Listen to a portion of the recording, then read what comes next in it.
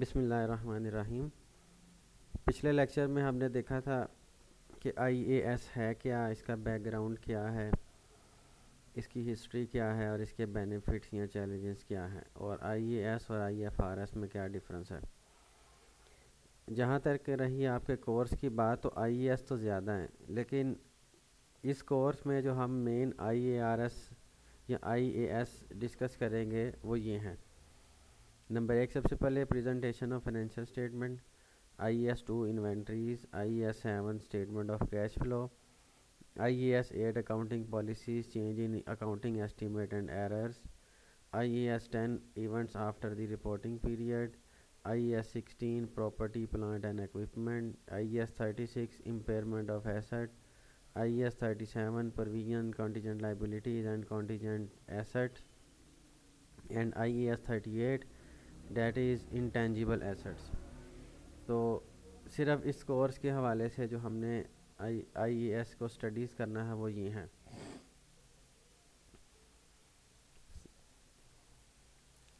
अच्छा, आईएएस पढ़ने से पहले थोड़ी सी इन्फॉर्मेशन जो हमारे लिए ज़रूरी है वो है कि हमने ये आईएएस इस्तेमाल करने हैं फाइनेंशियल स्टेटमेंट्स को बनाने के लिए। हम जो फाइनेंशियल स्टेटमेंट्स बनाते क्यों हैं, ताकि जिसने भी उसको पढ़ना है वो अपने मकसद के मुताबिक उस फाइनेंशियल स्टेटमेंट से कोई ना कोई फ़ायदा उठा सके। तो ये आपके सामने जो आपको स्क्रीन पर नज़र आ रहा है, ये सबसे पहले हेडिंग है यूज़र्स ऑफ फाइनेंशियल स्टेटमेंट। तो फाइनेंशियल स्टेटमेंट के डिफरेंट यूज़र्स हैं और हर यूज़र का जो मकसद है वो दूसरे बंदे से मुख्तलिफ होता है। जैसा कि सबसे पहला यूज़र है ओनर्स, ऑर्गेनाइजेशन के मालिक। अब वो क्यों फाइनेंशियल स्टेटमेंट्स को बनवाते हैं, वो दो बुनियादी रीज़न्स हैं। Number 1, assess the efficiency of the stewardship of engagement या मैनेजमेंट। ये स्टीवर्डशिप क्या है? स्टीवर्डशिप ऑफ मैनेजमेंट से ये मुराद है कि जो भी कंपनी है, कंपनी में मालिक जस्ट शेयर होल्डर होता है, वो शेयर को ख़रीदता है, लेकिन वो कंपनी को खुद चलाता नहीं है। कंपनी को चलाने के लिए बोर्ड ऑफ डायरेक्टर्स होते हैं, मतलब पैसा लगाने वाला कोई और है और कंपनी को चलाने वाला कोई और है। तो मालिकान अलग हैं और चलाने वाले मैनेजर्स या डायरेक्टर्स अलग हैं। तो इसको इन दोनों के दरमियान जो लिंक है, जो रिलेशनशिप है, उसको हम स्टीवर्डशिप कहते हैं। ठीक है। तो ये कहना ये चाह रहे हैं कि ओनर फाइनेंशियल स्टेटमेंट को इसलिए देखते हैं ताकि वो ये जज कर सकें कि जो बोर्ड ऑफ डायरेक्टर्स एक ऑर्गेनाइजेशन को या कंपनी को चला रहे हैं, तो वो उनकी स्टीवर्डशिप कैसी है, कंपनी को चलाना कैसा है, उनकी एफिशिएंसी कैसी है। वैसे स्टीवर्डशिप कहा जाता है जहाज़ चलाने वाला।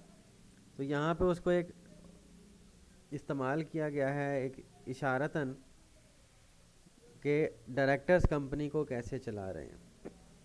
सेकंड, दूसरा मकसद है to assess the performance in relation to payment of dividend. दूसरा इन्होंने ये देखना होता है कि जो इनको पेमेंट मिल रही है डिविडेंड की सूरत में, उस डिविडेंड के अगेंस्ट कंपनी की परफॉर्मेंस क्या है। कहीं ऐसा तो नहीं है कि कंपनी की परफॉर्मेंस बहुत अच्छी है लेकिन डिविडेंड इनको कम दिया जा रहा है, या कंपनी की परफॉर्मेंस बहुत बुरी है फिर भी ये डिविडेंड बांटी जा रहे हैं। तो क्या रिलेशनशिप है इन दोनों का, परफॉर्मेंस और डिविडेंड का, ये ओनर्स ने देखना होता है।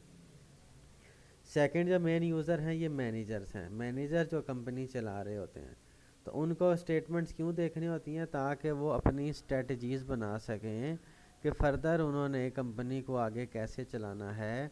पिछले साल और इस साल के दरमियान में क्या फ़र्क है, क्या कोई बेहतरी आई है या डाउनवर्ड गए हैं। अगर बेहतरी आई है तो मज़ीद बेहतर कैसे बनाना है, और अगर डाउनफॉल आया है तो ये कमी की वजह क्या है। तो मैनेजर्स फाइनेंशियल स्टेटमेंट को इस वजह से देखते हैं। तीसरा, इन्वेस्टर्स है। इन्वेस्टर फाइनेंशियल स्टेटमेंट को देखेंगे ताकि उसकी पास्ट परफॉर्मेंस देख सके, क्योंकि इन लोगों ने कंपनी में पैसा इन्वेस्ट करना होता है। इम्प्लाइज स्टेटमेंट को इसलिए देखते हैं ताकि कंपनी की परफॉर्मेंस जज कर सकें अपनी मुस्तकबिल की वेजेस और सैलरीज़ के मुताबिक, कि अगर एक कंपनी बहुत अच्छी है तो एम्प्लॉयज़ इसलिए स्टेटमेंट देखते हैं कि उनको अंदाज़ा हो जाए कि इनका फ्यूचर इस ऑर्गेनाइजेशन में कैसा है, क्या कल को इनकी सैलरीज ज़्यादा होंगी, इनके बेनिफिट्स ज़्यादा होंगे। ठीक हो गया। फर्दर इनको यहाँ पे जॉब कंटिन्यू करनी चाहिए या नहीं करनी चाहिए, इनकी जॉब सिक्योरिटी क्या है। तो देखिए ये सारे यूज़र्स हैं। लेकिन हर यूज़र का जो इस्तेमाल है या जो मकसद है इस स्टेटमेंट का या फाइनेंशियल परफॉर्मेंस की जो स्टेटमेंट्स हैं, फाइनेंशियल स्टेटमेंट्स, वो डिफरेंट है।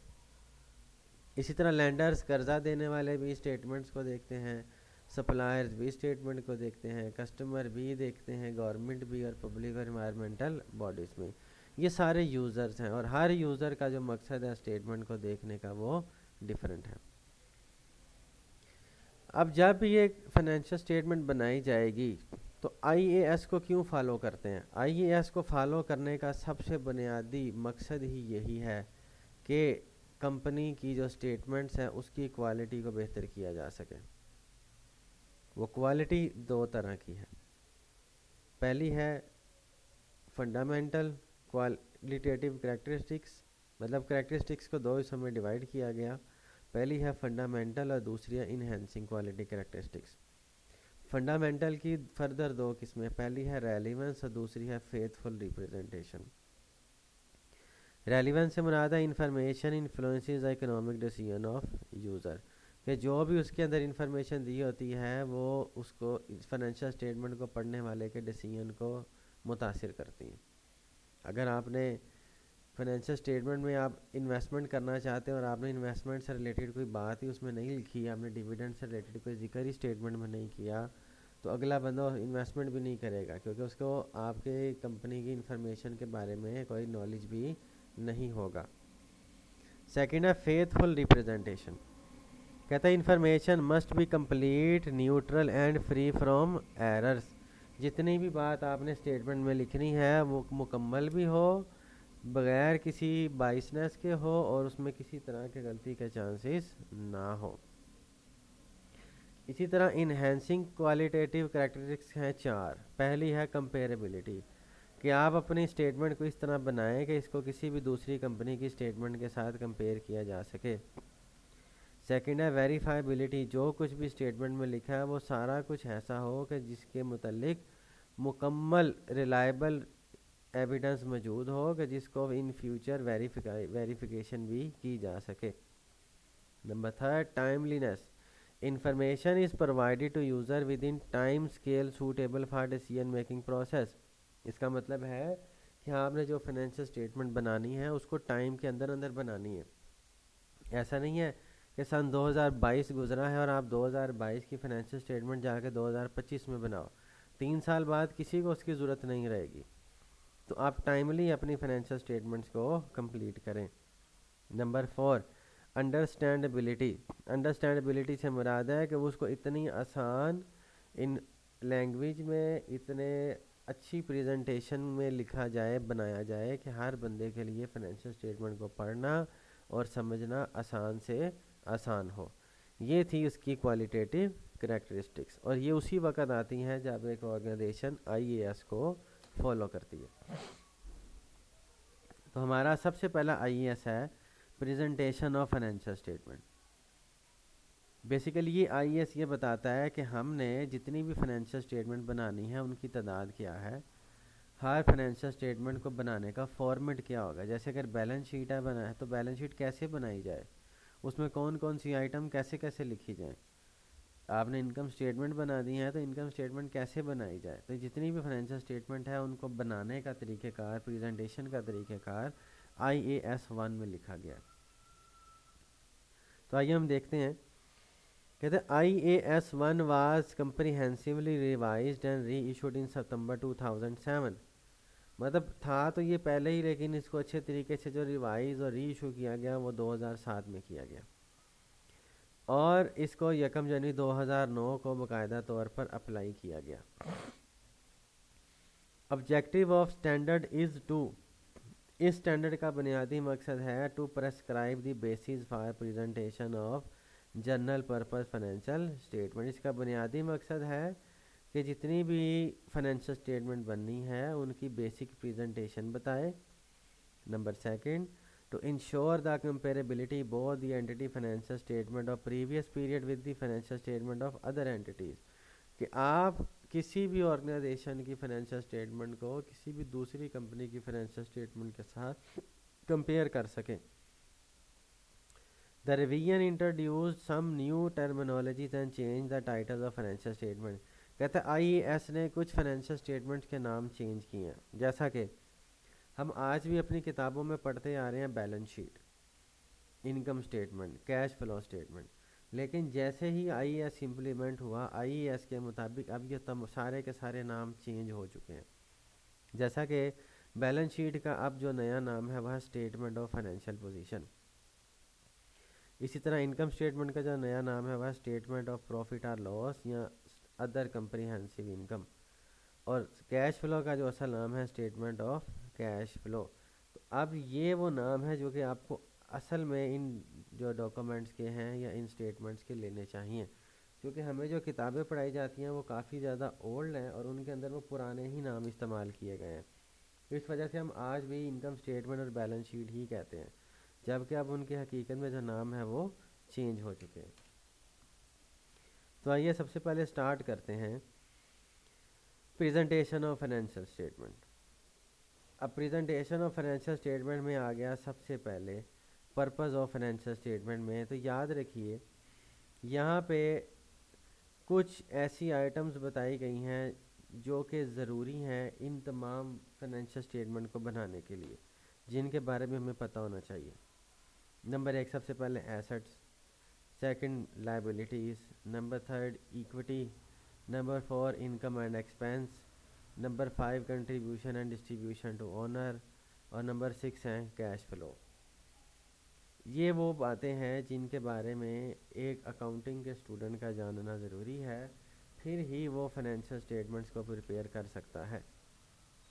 अब आपने पढ़ा हुआ है, क्योंकि आप अकाउंटिंग स्टूडेंट्स हैं, ऑलरेडी अकाउंटिंग को बड़े अच्छे तरीके से जानते हैं।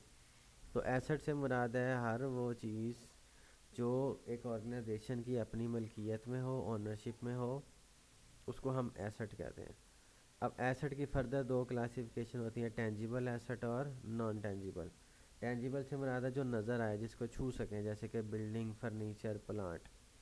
और जो नज़र ना आए जैसे कि गुडविल, पेटेंट। जो नज़र नहीं आते वो इंटेंजिबल हैं, जो नज़र आते हैं वो टेंजिबल।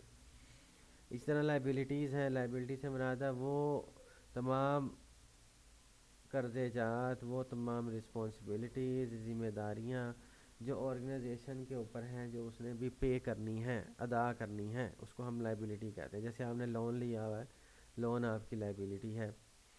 आपने टैक्स काट के रखा हुआ है, टैक्स पे करना है, ये टैक्स आपकी लाइबिलिटी है। इक्विटी से मुराद है ओनर्स इक्विटी, मालिक का पैसा, ओनर्स शेयर। इनकम से मुराद है जो कंपनी पैसा कमा रही है, और एक्सपेंस से मुराद है जो कंपनी पैसा खर्च कर रही है। Contribution by and distribution to owner से मुराद है डिविडेंड, जो हम ओनर्स को पे करते हैं या ओनर से लेते हैं। कंट्रीब्यूशन बाय से मुराद जो ओनर से लेते हैं, एंड डिस्ट्रीब्यूशन टू जो ओनर्स को पे करते हैं। कैश फ्लो से मुराद है कंपनी में कितना पैसा आ रहा है और कितना पैसा जा रहा है। इसमें दो चीज़ें आती हैं, cash inflow and cash outflow. Inflow से मुराद है पैसे का आना, और आउटफ्लो से मुराद है पैसे का जाना।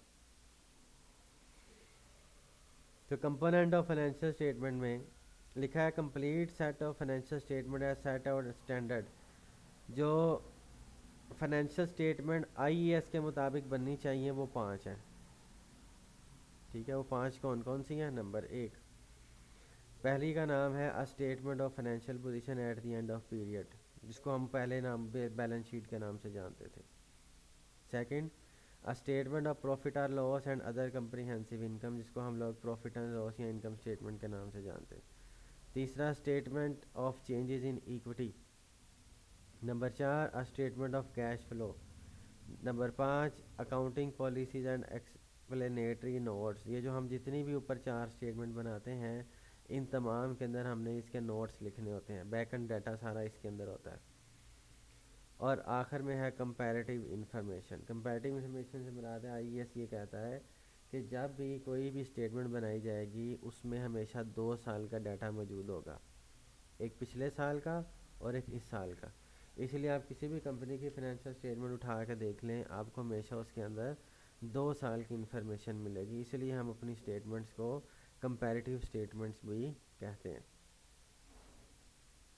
नेक्स्ट आ गया अकाउंटिंग कॉन्सेप्ट्स। ये कुछ कॉन्सेप्ट्स हैं जिसकी बुनियाद पर ये तमाम स्टेटमेंट्स बनाई जाती हैं जिनको फॉलो करना पड़ता है।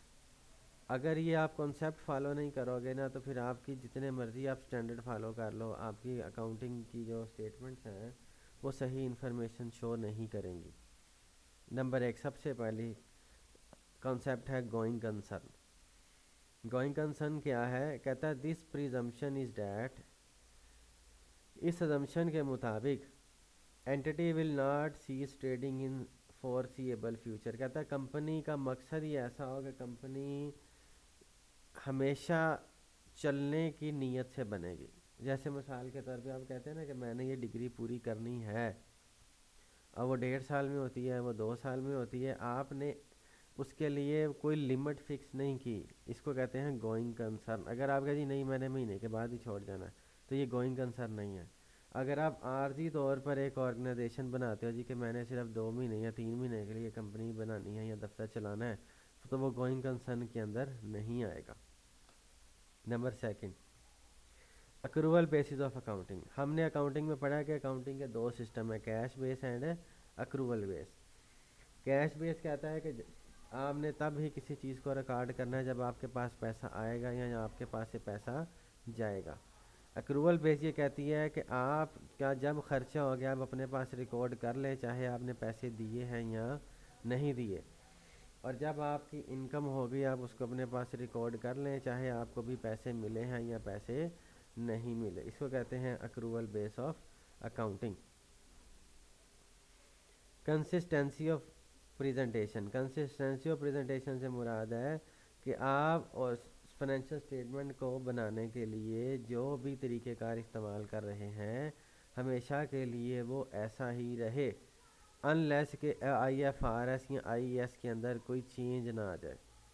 ऐसा नहीं है कि पहले साल आपने बैलेंस शीट बनाई तो किसी और तरीके से बना ली और अगले साल बनाई तो आपने किसी और तरीके से बना ली, ऐसा नहीं होना चाहिए। Materiality and aggregation. Materiality and aggregation है क्या? कहता है इंफॉर्मेशन इज़ मटीरियल। हम उस वक़्त इंफॉर्मेशन को मटीरियल समझेंगे if omitting, misstating or obscuring it could reasonably be expected to influence the decision by primary users of financial statement। कि अगर आपने उसके अंदर कोई एक ऐसी गलती की है या आपने जानबूझकर कोई इन्फॉर्मेशन छुपाई है कि उसकी वजह से अगला जो फाइनेंशियल स्टेटमेंट का यूज़र है वो अपना डिसीजन ही चेंज कर ले। छोटी मोटी गलती है जैसे टाइपिंग मिस्टेक हो जाती है तो वो मटीरियलिटी में नहीं आती, लेकिन आपने कोई अगर ऐसी मिस्टेक कर दी जिसकी वजह से अगले बंदा अपना जो है वो डिसीजन चेंज करने पे आ जाए तो ऐसी गलती को हम लोग मटीरियलिटी कहते हैं। कहेंगे कि ये जो इन्फॉर्मेशन है ये मटीरियल है। ठीक है जी। Offsetting. ऑफ सेटिंग से मुराद है जमा माइनस करके हिसाब बराबर करना। कहते हैं asset and liabilities and income and expenditure में नॉट बी ऑफ सेट। कहते हैं कि आपने कभी भी इनको आपस में ऑफ सेट नहीं करना।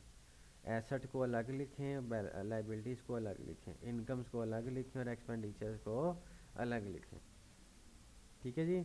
कंपैरेटिव इन्फॉर्मेशन से मुराद है there is a requirement to show the figure from the previous period. जैसे मैंने पहले बताया कि हमने जब भी कोई फाइनेंशियल स्टेटमेंट बनानी है तो हमने उसमें कम से कम 2 साल का डाटा प्रोवाइड करना है, एक करंट ईयर और एक प्रीवियस ईयर का।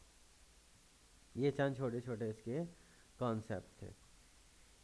अब आते हैं सबसे पहले structure and content of financial statement की तरफ। तो सबसे पहले इसका कंटेंट क्या होगा? फर्स्ट आ गया, ये चंद समझ लें कि जो भी फाइनेंशियल स्टेटमेंट बनानी है ना इन्होंने कुछ उसके तरीक़ेकार बताए हैं। नंबर एक, a clear distinction of financial statement. कहता है सबसे पहले आप जो भी स्टेटमेंट बनाओ सबसे ऊपर उसका नाम लिखो। जैसे हम ऊपर सबसे पहले हेडिंग देते हैं जी balance sheet, income statement, cash flow statement. वो कहते हैं कि आपने जो भी स्टेटमेंट बनानी है सबसे पहले उसका ऊपर नाम दिया जाए। Number second, name of the entity, फिर नीचे कंपनी का नाम लिखा जाए। Number third, period covered by financial statement, किस साल की बना रहे हो वो लिखें। नंबर फोर, करेंसी यूज, जिस करेंसी में बना रहे हो वो करेंसी लिखें, रुपीज़ में है, डॉलर में है, यूरो में है, वो आप ऊपर अमाउंट इन रुपीज़ या अमाउंट इन फिगर्स लिखें। ठीक है। फिर लेवल ऑफ राउंडिंग यूज़, आप जो फिगर लिख रहे हो वो किस में लिख रहे हो, एग्जैक्ट फिगर लिख रहे हो, 1000 में लिख रहे हो, मिलियंस में लिख रहे हो, ये आप उसके ऊपर मेंशन करें। कहते हैं ये वो 5 बेसिक बातें हैं जो कोई भी स्टेटमेंट को बनाने के लिए मद्देनज़र रखना ज़रूरी है। ठीक है जी। फिर आ गया statement of profit and loss, जिसे हम इनकम स्टेटमेंट कहते हैं। तो इसको पता है, इसमें हम 3 बातें लिखा करते हैं। पहली बात क्या है, रेवेन्यू इनकम्स। दूसरी है फाइनेंशियल कॉस्ट, जिसे हम कहते हैं एक्सपेंस। और तीसरी है चार्ज फॉर टैक्स, के जो हम इसके अंदर टैक्सेशन की एक एंट्री डालते हैं। एक्सपेंसेस को हम 2 तरीके से देखते हैं, बाय नेचर और बाय फंक्शन। बाय नेचर से मुराद है जैसे रॉ मटेरियल है, स्टाफिंग कॉस्ट है, डेप्रिसिएशन एट्सेट्रा। फंक्शन से मुनाबिद है वो कॉस्ट ऑफ सेल है, एडमिनिस्ट्रेटिव एक्सपेंस है, डिस्ट्रीब्यूशन कॉस्ट है। तो हम एक्सपेंसेस को अलग-अलग कैटेगरीज में भी डिवाइड कर सकते हैं।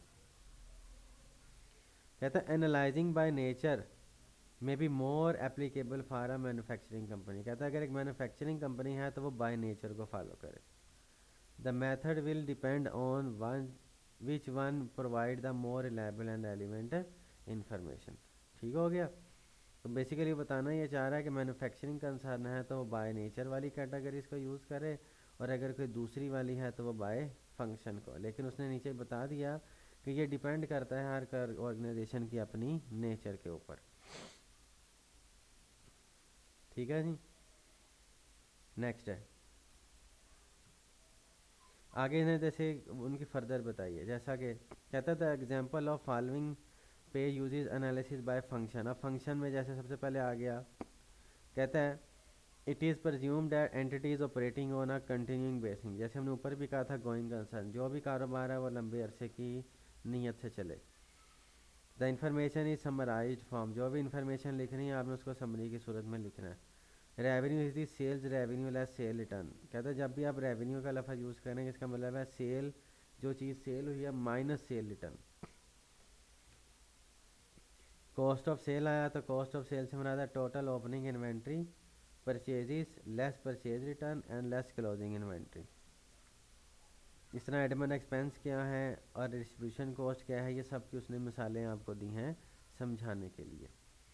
ये आगे सबसे पहले जी पहली हमारे पास statement of profit and loss. तो देखिए पहले वो 5 बातें।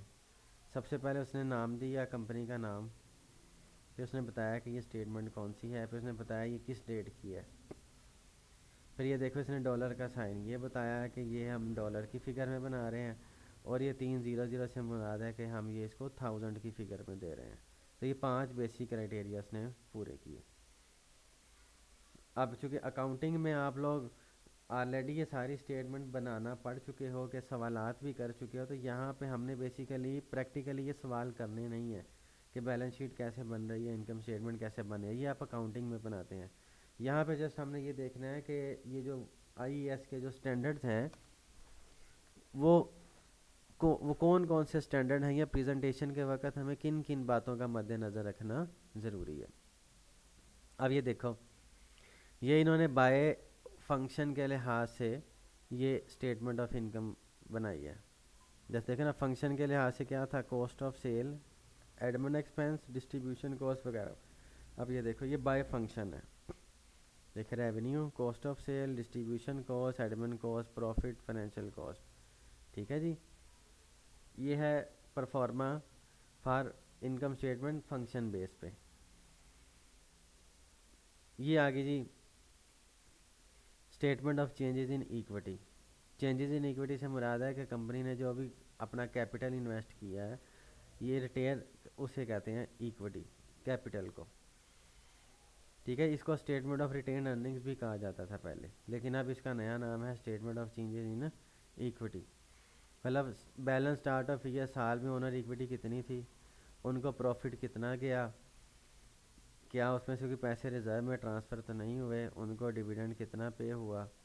ठीक है जी, सारा कुछ मिलाने के बाद साल के आखिर में उनके पास कितने पैसे ओनर इक्विटी में हमारे पास पड़े हैं। फिर देखिए जितना भी डाटा मैंने कहा 2 साल का होना चाहिए, तो देखिए ये 2019 का डाटा और ये 2020 का डाटा। ठीक है जी। फिर ये आ गया जी डिविडेंड स्टेटमेंट। तो ये देखिए 2 सालों की जो भी स्टेटमेंट है वो 2 सालों की है। ठीक है। Statement of financial position, balance sheet कैसे बनती है? तो बैलेंस शीट हम बनाते हैं, एक तरफ एसेट आते हैं, एक तरफ इक्विटी प्लस लाइबिलिटी आती है। तो एसेट की देखो दो कैटेगरीज हैं, नॉन करंट और करंट एसेट। इसमें लाइबिलिटीज़ की भी दो है, करंट लाइबिलिटी और नॉन करंट लाइबिलिटी। करंट से मुराद है ऐसे तमाम एसेट या लाइबिलिटी जिनकी मुद्दत 1 साल से कम हो, और जो 1 साल से ज़्यादा मुद्दत के लिए हैं उनको नॉन करंट कहते हैं। जैसे प्रॉपर्टी मोर देन 1 ईयर होती है, इक्विपमेंट मोर देन 1 ईयर है, व्हीकल मोर देन 1 ईयर है।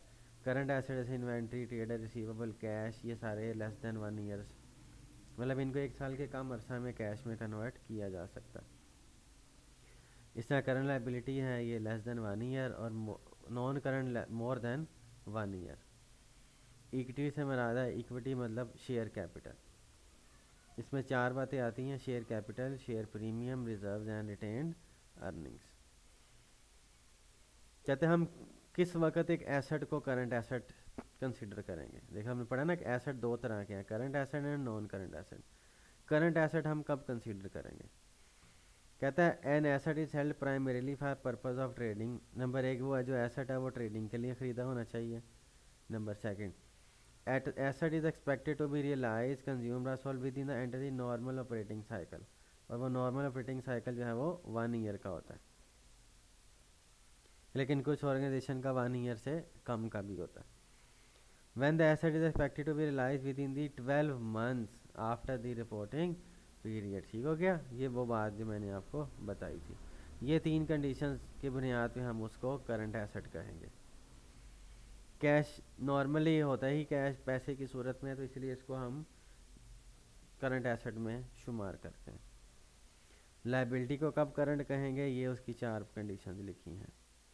ओके हो गया। ये आ गया जी हमारे पास बैलेंस शीट की एक फॉर्मेट। सबसे पहले कंपनी का नाम, स्टेटमेंट ऑफ फाइनेंशियल पोजीशन, फिर किस मुद्दत की है, डॉलर में है, 1000 की फिगर दी गई है, 2 सालों का डाटा, 5 कंडीशन हमारी पूरी हो गई। सबसे पहले एसेट लिखे गए, एसेट का 2 हिस्सों में डिवाइड किया कर, नॉन करंट एसेट और करंट एसेट, ये बन गए टोटल एसेट।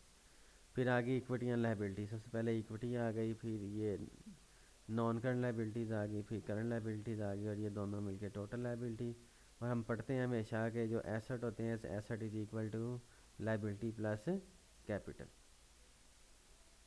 ठीक है जी, ये था हमारा IAS 1 कि हमने फाइनेंशियल स्टेटमेंट को जब बनाना है तो फाइनेंशियल स्टेटमेंट में कौन कौन सी बातें हमने मद्देनज़र रखनी है, और वो कौन सी 5 कंडीशंस हैं जिनका पूरा करना ज़रूरी है।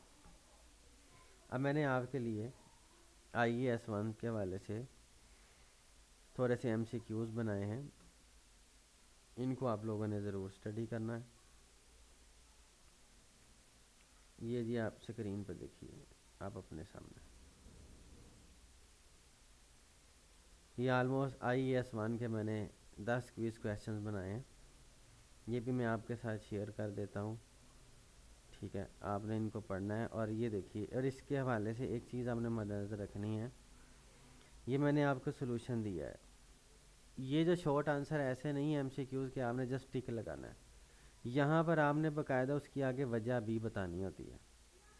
जैसा कि IAS 1 है ना, पहला सवाल, IAS 1 requires financial statement to represent fairly the financial position, financial performance and cash flows of entity which is essential for achieving this। कहता है हम ये सारी स्टेटमेंट बनाते हैं क्यों, उसका मकसद क्या है?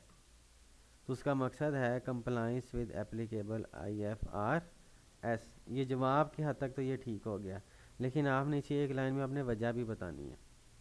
कहते हैं IAS 1 requires that financial statement to present a true and fair view, they must comply with applicable IFRS standards.